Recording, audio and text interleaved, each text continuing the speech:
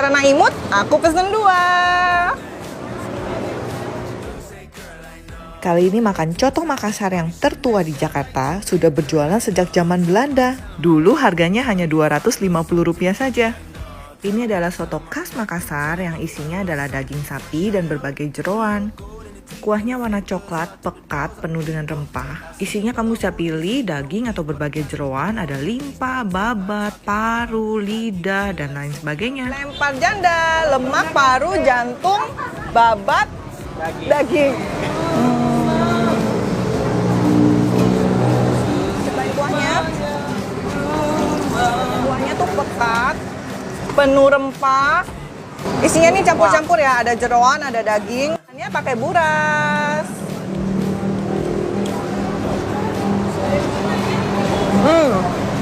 Ini tuh gurih ya, pakai santan.